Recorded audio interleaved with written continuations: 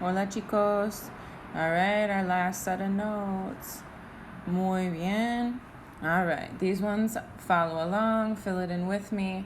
Okay, first we have this idea of ser and a star. Okay, that's going to be the topic of the notes and practice. So, what's the problem? All right, what's the problem with ser and a star? Is they mean the same thing.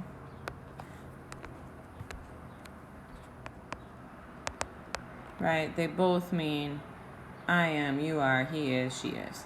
So then, how do we know when to use ser and when do we know when to use a star? And the answer to that is you know by the situation.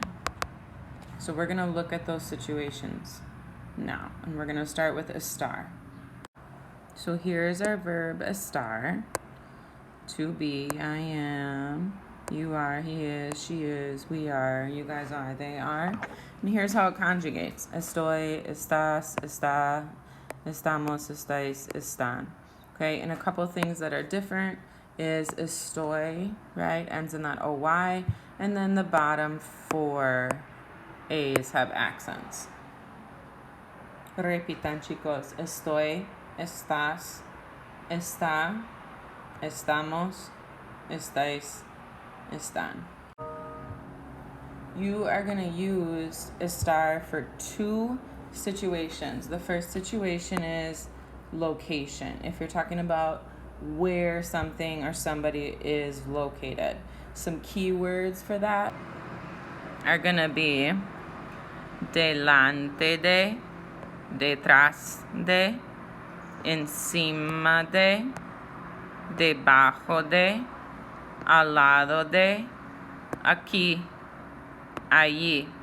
The other thing you want to think about is if it ever has someone or something in a place. That is a huge clue for location, right? I am in my apartment. My pencil is in the desk, right? Those are going to be the locations, and that's going to be important later. Okay, the other situation where you're going to use estar is with feelings.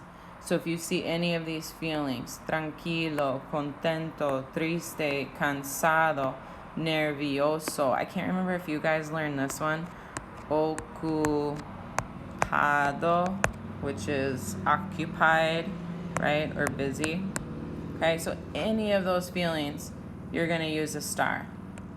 Back in high school, my teacher taught me a, shout out to Senora Eink, taught me a little phrase that I always remembered, right? How you feel and where you are tells you when to use a star. How you feel, where you are, tells you when to use a star. Feeling, location. All right? Okay. Okay, chicos. Ser. Ser. I am, you are, he is, we are, they are, you guys are. Same as estar. Soy, eres, es. Somos, sois, son. Right? No accents anywhere. Okay, ser has 5 different situations where you would use it, right? And you would not use a star. So let's zoom in on these. The first one, profession. See? Profession. If you're talking about anybody's job, right? Your job is estudiante. My job is profesora, right? So anybody's job is going to use ser. Yo soy profesora. Another big one, description. Anytime you are describing someone or something, right? Here's some examples of descriptions. Of course, there's many, many more, right? But those are all going to use ser. Yo soy sociable. Mi amiga es reservada. Okay? All right. This one is super important. Origin. Okay? Origin means where you're from, where something is from, right? My desk was made in Uruguay. My desk is from Uruguay, okay? So that is different than location, because with location, you're saying in a place. Origin is saying from a place, okay? From a place. So that's the difference. So de means from or of, okay?